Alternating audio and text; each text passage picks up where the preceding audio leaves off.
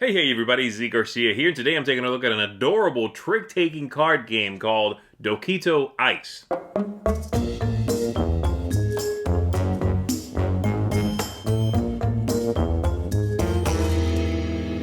In this game, all the players are trying to get some ice cream, a very common pursuit, and you are trying to get just the flavors you want, but you have to be careful that you don't get too greedy. If you win too many tricks in this game, you are going to get kicked out of the ice cream shop and you are not going to score at all for that round of the game. So you need to be mindful of when you win, what cards you win, and then which ice cream scoops you take so that you can score the most victory points and you're earning trophies with those. Let's go ahead and take a look at how the game works. I'll see you on the other side. Here we're going to be taking a look at the game for 4 players. I've already actually dealt and set up the game. The objective of the game is to be the first to gain 3 of these trophies, and you are going to gain 1 of them at the end of a hand, at the end of a whole hand of trick-taking, if you have the most victory points. And you're going to earn those victory points from taking tricks and then claiming the different scoops and then multiplying the scoops times the cards you took. I'll show you that in just one second, okay? But everybody begins with a cone. They have their own cone, and then we shuffle up the deck of cards and deal 10 to every player, and then you are ready to begin. So we're going to have the start player over here. You have, like I said, a hand of cards in these 4 colors here to go 1 through 9, and on your turn, if you are the leading player, you will lead a card. The players are after you around the table are going to play a card themselves, and if they can, they're going to follow suit. And I lied about 9 being the highest card. It's actually 10. 1 through 10 4 times is 40 cards. So this player is going to play that card, and then this player can follow suit. They can play either one of these, and so they will play that one. And then this player is going to play, they're going to take a look at their hand. Oh, they've only got the 1 card, so they have to play that one.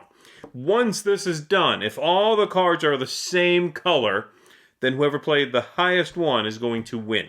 And they're going to collect all of these, put them in a score pile, and they're going to take a matching colored scoop and add it to their cone. So they're going to take this one, you have to take the bottommost, and add it to your cone, and then they will lead a new card. So let's say they lead this card, and then this player will go, and they can play one. They can play this one right here, so they're going to play that. And then we go to this player who we know has no chocolate in their hand, so they have to play something else, and they can play whatever they want to. So they're going to play this one here. And then this player is going to still follow suit, so they are going to play, let's say that they play, for the sake of our example here, let's say they play that card, okay? If all the cards do not match, meaning someone did not have the suit that was led and they couldn't follow suit, then the lowest numbered card is the winner. And at that point, it doesn't matter what colors were played, just the lowest numbered. So this player would win. And they will collect these cards, put them in their score pile, and they're going to take a scoop from any color present. They could take chocolate, they could also take strawberry because someone played that. However, this player would probably have played that. If I played that, then I'm the winner with the lowest number at the table, and I will collect one of those 2 scoops. I'll take this one here, add it to my cone, and collect all of these cards here, and put that in my score pile. If multiple cards of the same color are played, and that obviously only happens when someone cannot follow suit. So a 2 got played over here, and then when it comes back around to me, I also had no chocolate, and I played 2 in vanilla. Then the last played one, played later, is better, and I would have won that trick with a 2 as well, okay? This is going to continue until one of 2 things happens. We play all 10 tricks, and then we are going to score, or someone attempts to take their 4th scoop.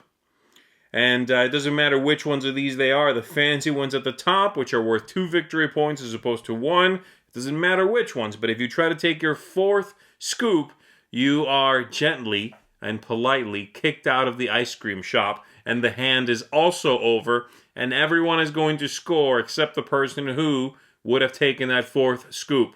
You got too greedy. You don't score anything at all. Everyone else is going to score. All right?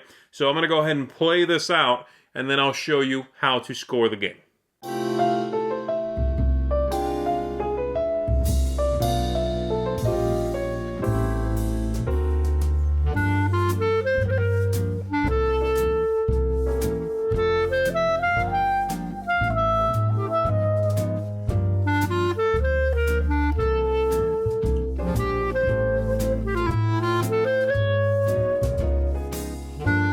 So we just played out the final trick. We are down to the 10th trick, and we just played this player led. They played that card. Everybody followed with their last card, and they actually won with the lowest number, a 4, because they're not all the same. And they would now take their 4th scoop, which is too bad because they would have had a really nice score with the ones they had, the scoops they had. So they will take this. They're not even going to bother taking that 4th scoop, of course, because they're not going to score. And we throw these cards in their score pile, but again, we're not going to be dealing with that. Now we check everyone else's score and all the cards they took. So this player took these cards, took these over here, took these over here. You are going to multiply the cards times the scoops as long as they match. And so the simple scoops here are 1 victory point. The fancy ones are worth 2. So over here we've got 1, 2, 3, 4 points. It's 4 cards times 1 for 4 points. This player has a chocolate scoop, a normal 1-point chocolate scoop for 1, 2, 3, 4. And then the fancy strawberry for 2 points. So that's 4, 6, 8, 10 points. This one's worthless because I don't have any multipliers for that. And then lastly, this player is going to score. They're going to score all of the cards except vanilla at times 1, right? So 1, 2, sorry, not vanilla. 1, 2, 3, 4, 5, 6, 7, 8, 9, 10. So they tied at 10. This player has 10. This player has 10. If there is a tie, then whoever has the most scoops is going to be the winner. So in this case, this one over here, and there, if there was a tie there as well, then whoever had the most simple 1 victory point scoops. So this player is going to win. They're going to get one of these trophies. They are going to put all the scoops back. We're going to shuffle up the deck again, and we're going to start once again. And again, the game is over when someone takes their 3rd ice cream trophy. And at that point, of course, they are the winner of the entire thing. So there you go. That's how the game works. Let's go back up top. Let me tell you what I think of it. So that is Dokitto Ice here. This is a very charming, lovely little game. I've had a good time with it. I do enjoy it. I think it's one that's going to appeal to a lot of folks out there, even people who perhaps haven't played trick-taking games, and they want to sample what that style of game looks like, how it plays, how it feels. I think this is a good one to do that with. But the game is not perfect, so let's go ahead and break it down, shall we? We're going to start with the theme at the top here. I think it is a great theme. It fits what's going on. It's lighthearted. It's charming. Very welcoming theme. It's not one that I would see people not wanting to partake because it's too esoteric or too geeky or what have you. This is very disarming of a theme, and it fits well. The idea of it's a trick-taking game, so it's not going to be thematic. Rarely are trick-taking games really thematic. But the idea of being too greedy, getting kicked out of the ice cream shop, I think works well and goes and fits what's going on into the game here in a lovely way. All right, let's talk about aesthetics. I do have an issue with one of the main components in the game. The artwork, I think, is great. Okay, I love the illustration on the cover here. I think the artwork on the cards is wonderful. Again, very cute, very charming. Card quality is excellent. Really, really good card quality. Nice linen finish. They have a wonderful snap to them. They are just great. And they're very legible. Very easy to deal with these. The component that's not so great is all the other bits. These pieces are very thin and very flimsy, and I worry about them holding up over time, as well as these cards are going to. Now, do they need to be particularly thick cardboard? They do not, but it would have been nice to have something a little bit thicker, a little bit sturdier than what amounts to basically thick paper. Okay, that's what these are. They are not made of the same stuff as the cards, still they have about the same thickness, okay? They're not linen finish, they have a flat paper finish on them. But I do worry. I feel like I have to be very ginger with all of this stuff. And I like to see these just be cardboard punch-outs. Again, they don't have to be tremendously high quality, but cardboard punch-outs would have been good. Getting them back in the box might have been a little bit tricky. It's quite a small box. Still, that's how I feel about those. I think they look excellent, and I like the look, but I wish there were higher quality components. Okay, replay value then would be my other little negative, okay? I think this game is best at 4. And again, this is a fairly common problem with trick-taking games, but this one is 2 to 6. I think 2 players has you managing 2 cones. It's a little more going on, and it pushes the game perhaps just outside of the audience I might find myself playing this with. Very light, straightforward trick-taking game. Not too many tricky rules along the way. In fact, I think the rules here, the simplicity, and yet that twist of, the lowest card wins if not all the tricks, not all the suits are the same. I think it's just enough of a twist. But the game at 2 is a little complex.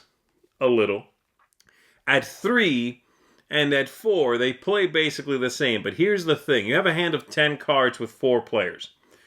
Everybody could take 3 tricks before any one player busts, okay? So that means you could theoretically play 12 cards. You only have 10. You play 12 cards and still have no one ejected.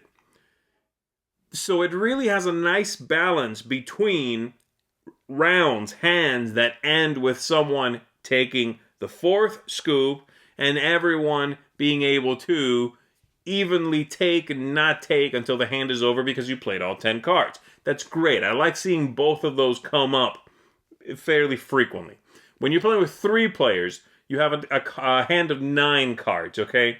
And that's exactly as many tricks as can be taken. 3 for each player, and then the 4th would bust you. So it can happen, okay? It's just way less likely.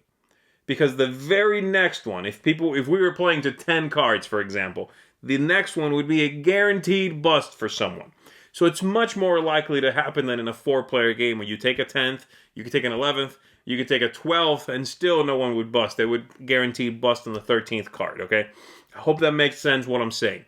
It just tends to end by someone busting and taking a 4th, and then they don't get anything. And that can be a defeating feeling if you end up sort of getting pushed out of scoring a few times, and maybe it happens twice in a row. That's not a great feeling, okay? So I think 4 is the best way. You're also not using the entire deck of cards when you're playing with 3. You have to eliminate a color. And I love all these colors and the flavors equally. I think I want them all in. So 4 players is the way to go for me. Now, game arc, and again, especially at 4 players, I think is excellent. I love the back and forth of deciding when I want to win, when I don't want to win. When someone broke suit and they played a low card and I could beat it or I could not beat it. And deciding if I want them to take that trick, especially with the cards that are out there, or if I want this to be one of the 3 tricks I intend to win. Can't win 4 tricks. You want to win 3 tricks. And when do you win them? I mean, if you take 2 tricks early on in this game, you are in trouble.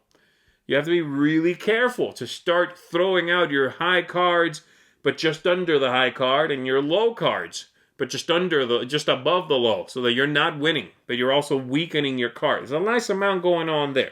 So good game arc. Now these have played very smooth. It's such a simple, straightforward game with one little twist that makes it clever, that makes you think about your hand. This is not a game that is one of those auto-play trick-taking games. It certainly plays quickly. Each hand plays quickly. But it is not something it's something you got to think about, you know. When do you want to win, when do you not? So I think that's great and very easy to play. Lastly, tactics, luck, strategy. There's some luck, certainly. But you have to know how to manage your hand of cards. And more often than not, someone who has experience with the game will defeat someone who is just coming to grasp with what's going on. Though I will say, I think people will get up to speed very quickly in this game, which again makes it a great family game, makes it a great game to play with kids you are teaching about trick-taking. Maybe folks who are a little bit older and grew up with trick-taking games and they want to try something a little brighter, a little more colorful, a little, simpler, or still simple, I should say, but then with a mixed age group. So I think this is really very fun for that. Is the game revolutionary? No, okay? Are there a lot of family weight trick-taking games? Yes, there are. Could it possibly outstay its welcome? It could happen. If you're playing with 4 players, you're trying to get 3 of these trophies. If everybody takes 2 trophies, okay, you've played you could play the 9 hands in this game. So is that a little long? It's a little long, okay? So there are some negatives. The biggest one is probably these tokens being so thin. But overall, I think this is a lovely trick-taking game. It's one that I would love to see get more attention. One that I would love to see folks make part of their family closet of games, where you have some of the classics in there, you got some great kids games in there for the young ones, and then you've got this kind of game. So that when, the grandparents come over and you've got the kids, maybe you could play. It maxes out at 4. There's that. But I think it's a valuable addition to a lot of gaming closets out there. So this is going to get from me a 7.5 out of 10.